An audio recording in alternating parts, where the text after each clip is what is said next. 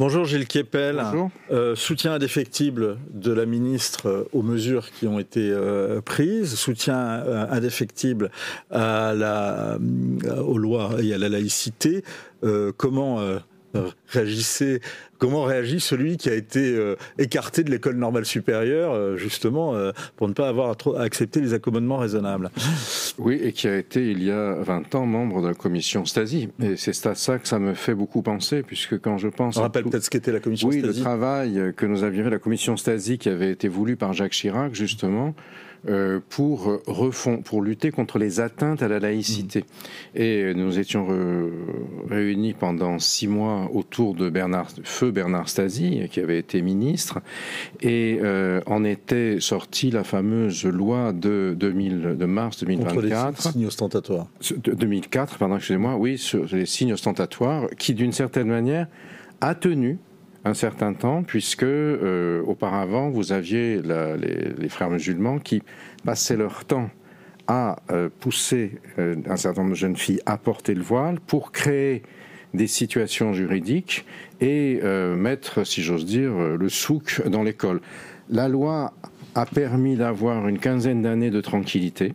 Et là, est-ce que cette tranquillité est terminée? Voilà, depuis 5 ans, le contexte global fait en sorte que vous avez des affaires comme celle-ci. Alors, je ne connais pas le détail, j'ai lu bien sûr ce qui concerne cette affaire de Tourcoing, mais je ne connais pas le détail, les motivations, l'appartenance éventuelle des uns ou des autres, mais on voit bien que il y a aujourd'hui une offensive plus forte sur l'école et qui est bien sûr renforcée à la fois par ce qui se passe au Moyen-Orient, qui a un effet direct sur la société française et les sociétés européennes, avec ce climat d'affrontement entre Israël, Hamas, le Hezbollah et autres, et les identifications des uns et des autres aux deux camps. Et puis bien sûr notre situation politique française. On va justement y revenir, on va un peu explorer tout ça, Gilles Kepel. D'abord une première chose, sur l'affaire de Tourcoing, nos confrères du JDD révèlent que l'élève qui refusait donc d'enlever son voile, qui a giflé la professeure, a reçu le soutien d'une partie des professeurs. Est-ce que ça vous étonne? Alors ça, c'est les professeurs de l'établissement. Oui, apparemment. Je ne sais pas, c'est difficile de se prononcer quand on n'a pas véritablement, on ne connaît pas les faits, mais il y a une partie aujourd'hui de la classe politique française autour de la France insoumise qui est favorable aux enjeux liés au port du voile et qui considère que la lutte contre l'islamophobie est un élément clé, notamment de clientélisme électoral. Là aussi, on va y revenir. Juste un dernier point sur cette région, en particulier du Nord, Tourcoing et à côté de Roubaix. Vous avez justement étudié sur le terrain la progression de l'islamisme sur place. À quelle vitesse, justement, aujourd'hui, l'islamisme progresse ? Alors c'est très variable parce qu'il y a eu à la fois dans cette région comme dans d'autres une forte décrue après Daesh, qui a eu un effet de révulsion, si vous voulez, sur beaucoup de jeunes qui ne s'identifiaient pas, qui ont refusé de s'identifier à tout ça. Et aujourd'hui, on voit que la situation au Moyen-Orient est en train de nouveau de raviver les identifications antagonistes. D'autant plus qu'elles sont relayées, comme on vient de le voir, sur la scène politique française, prise un peu en otage aujourd'hui entre l'extrême droite et l'extrême gauche, par des modèles de polarisation identitaire qui sont autour de la lutte contre l'islamophobie d'un côté et l'obsession du grand emplacement de l'autre.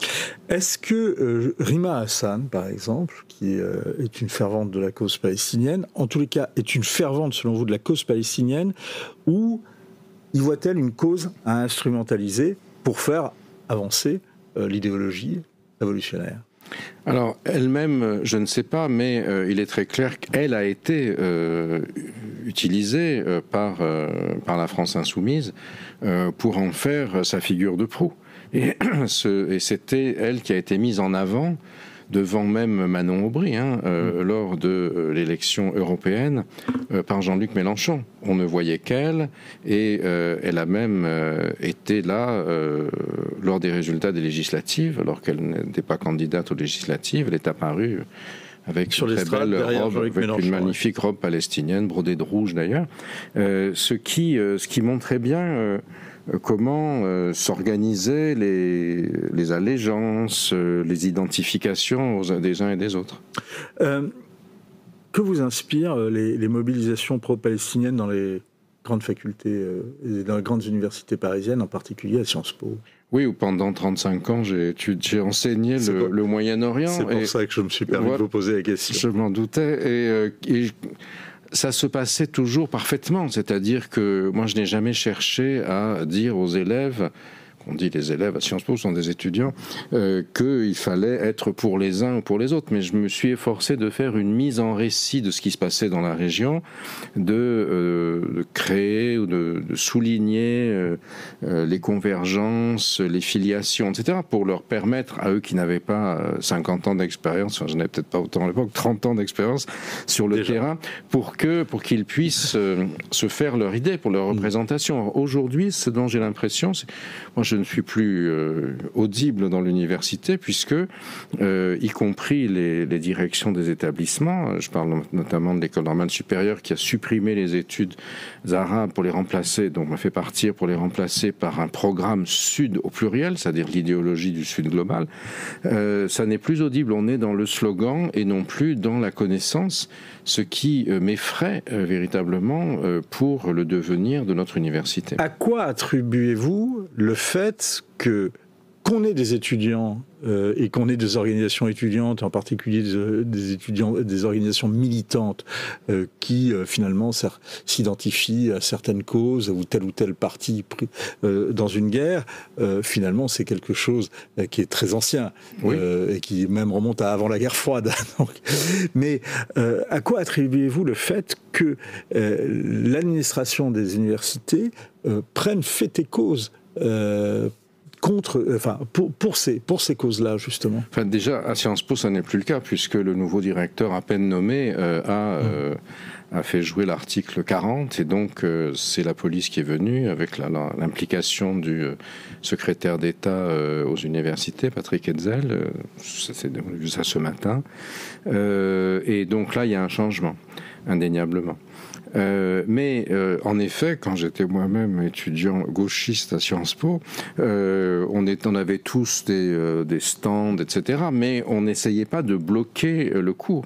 C'est-à-dire que chacun s'exprimait, c'était parfaitement légitime, si vous voulez. Mais là, la différence, c'est que au fond, on prend en otage. C'est pas qu'on bloque le cours, là, on change le cours. Voilà, c'est ça. Et puis maintenant, on essaie de faire en sorte que... Alors ça, c'est... Et pourquoi l'administration, l'éducation nationale, ou en tout cas les administrations universitaires et les plus grandes écoles font ça? Alors, je pense, comme je vous l'ai dit, que c'est en train de changer, notamment à Sciences Po. Et que l'actuel gouvernement y est peut-être plus sensible que ne l'étaient certains des ministres du précédent, parce qu'ils se sont rendus compte que, jusque et y compris, l'attractivité des établissements d'enseignement supérieur est en cause. Il y a un certain nombre de grandes entreprises aujourd'hui qui ne souhaitent plus recruter des étudiants qui viennent de tel ou tel campus ou telle et telle grande école qui est connue pour les bouleversements dans son cursus sur une base militante plutôt que sur une base cognitive, vous voyez. Et je crois que ça, c'est quelque chose qui joue. Aux États-Unis, d'ores et déjà, le mouvement woke a du plomb dans l'aile, jusqu'y compris un certain nombre de grandes entreprises qui soutenaient ce mouvement, puisque finalement, le wokisme a l'avantage d'éparpiller la société en de multiples allégeances sexuelles, genrées, colorées, etc. Et ce qui, d'une certaine manière, casse l'unité de la classe ouvrière, comme on aurait dit quand on était marxiste. Et aujourd'hui, les effets pervers sont tels qu'elles se sont complètement retirées de ce genre de programme. Et à mon sens, on va avoir un retour de manivelle en France aussi, dont peut-être nous voyons aujourd'hui les prémices. Les prémices. Je reviens, puisqu'on a parlé du Proche-Orient et du conflit à Gaza et de la situation sur place. Vous êtes très sévère dans vos 2 derniers livres sur l'offensive israélienne à Gaza. Dans Holocauste, l'avant-dernier, vous dites qu'à la différence de la guerre du Kippour, Israël n'a pas renversé le cours des événements. Est-ce que la contre-offensive sur le Liban et la décapitation du Hezbollah ne marquent pas justement un renversement? Dans l'esprit de Netanyahou, bien sûr, puisque d'une certaine manière, il est considéré par un certain nombre d'Israéliens comme responsable du fait que le Hamas a pu attaquer et faire le massacre épouvantable qu'il a fait, la razzia pogromiste du 7 octobre, parce que Netanyahou était convaincu que le Hamas, qu'il faisait stipendier par le Qatar avec 30 à 40 millions de dollars qui venaient chaque mois par Qatar Airways, les tunnels qui passaient sous le Sinaï et sous le corridor de Philadelphie, on pensait qu'il y aurait toute la contrebande qui permettait aux gens de s'enrichir et d'oublier l'État palestinien. Et il n'a pas vu quel était le projet de Sinwar dessous. Alors Sinwar, on pouvait l'entendre très virulent, appelant à tout, mais Netanyahou, quand le maître d'œuvre de l'attaque et des massacres, voilà, bien sûr, du 7 octobre. Et c'est Netanyahou qui l'a envoyé, d'ailleurs, qu'il a libéré de prison en 2011 avec 1026 autres contre Gilad Shalit, la libération de Gilad Shalit, et qu'il a envoyé à Gaza, un peu comme le Kaiser avait envoyé Lénine en train blindé à Saint-Pétersbourg pendant la Première Guerre mondiale, qui effectivement a fait sauter le tsarisme, mais qui a ensuite construit le léninisme. Et donc, je crois que aujourd'hui, pour Netanyahou, à l'intérieur du système politique israélien, l'offensive contre le Hezbollah, cette espèce de blitzkrieg numérique à nul autre pareil, puisqu'on est passé de l'explosion des beepers, que personne n'a été capable d'interpréter sur le champ. Ensuite, on a compris qu'il a complètement démantelé l'appareil moyen militaire du Hezbollah. Que l'appareil moyen ? Ceux qui ont été touchés par les beepers, oui. Ouais. Ensuite, justement, parce qu'ils n'ont pas... C'était les gars qui, le lendemain, allaient devoir rejoindre leurs unités, qui assuraient les capitaines, si vous voulez, et qui n'ont pas pu, beaucoup d'eux, on peut le faire, ils n'avaient plus de mains, ou plus d'yeux, ou plus d'intestins. Et ensuite, il y a eu la destruction des bunkers du Hezbollah sous les grands immeubles, les grands HLM, si vous voulez, de Beyrouth Sud, qui a été menée là aussi avec une connaissance extraordinaire, l'intelligence artificielle certainement, mais peut-être aussi un certain nombre de complicités et d'infiltrations sur lesquelles il est trop tôt pour aujourd'hui se prononcer, mais qui indiquent bien que il y a une très grande faiblesse aujourd'hui dans l'axe de la résistance. Mais Gilles Kepel, est-ce que, de votre point de vue, en tous les cas, dans l'esprit de Gilles Kepel, j'ai bien compris l'esprit de Benjamin Netanyahou, est-ce qu'Israël et Tsahal reprennent la main ? Alors, sur un plan tactique, de victoire militaire tactique, c'est indéniable.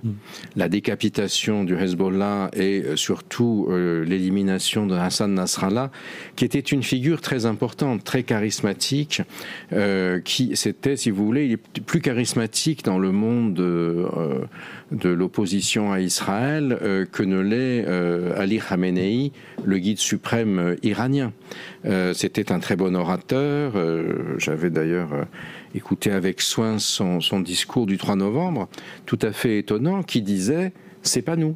C'est pas nous qui avons fait le 7 octobre. Et de fait, c'est Sinwar qui avait pris l'initiative, qui n'avait prévenu le Hamas, parti sunnite, qui ne fait pas allégeance directe à la République islamique, qui avait fait un mariage de convenance avec eux quand les Arabes, pris dans les printemps arabes, avaient oublié la cause palestinienne et s'occupaient principalement de leur propre despote dans chaque pays.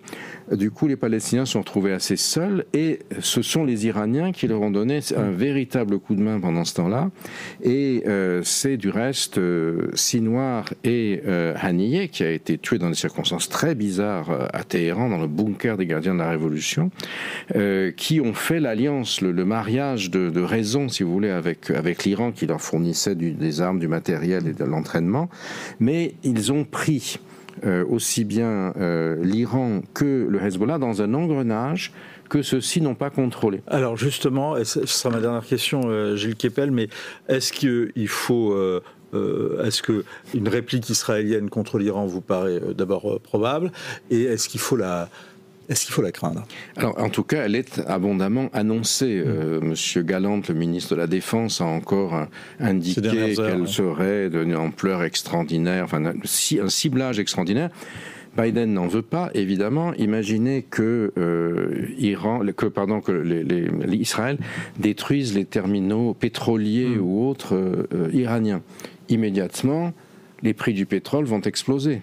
Et le camionneur américain votera, s'il n'avait déjà pas décidé de le faire, pour Trump avec les deux mains et les deux pieds, parce qu'il dit c'est la faute de Biden si le prix de l'essence implose. D'autre part, il y a une grosse inquiétude dans les pétromonarchies sunnites. Et il ne vous a pas échappé que ces derniers jours, les ministres iraniens ont passé leur temps à aller à Abu Dhabi, à Riyad, à Doha, dans l'inquiétude que s'il y avait une attaque sur l'Iran, eh bien l'Iran pouvait parfaitement répliquer sur les terminaux pétroliers arabes. Et alors à ce moment-là, il faudrait que vous veniez au Figaro Live en vélo. Merci beaucoup. Et vous viendrez justement commenter, parce qu'on comprend très bien tout l'enjeu en lisant Holocauste et le nouveau bouleversement du monde, l'après 7 octobre. Ce sont vos 2 derniers livres et c'est aux éditions Plon. Ce sont 2 ouvrages absolument à lire en complément du récit sur le 7 octobre qu'on signalait. C'est vraiment, on les recommande chaudement. Merci beaucoup. Merci Gilles Kepel. Vous en sortirez, en tout cas c'était mon cas, mon sentiment, plus intelligent. À noter que demain, le chargé d'affaires de l'ambassade du Liban sera d'ailleurs notre invité et répondra aux questions de Timothée Dedem. À très vite sur Figaro Live.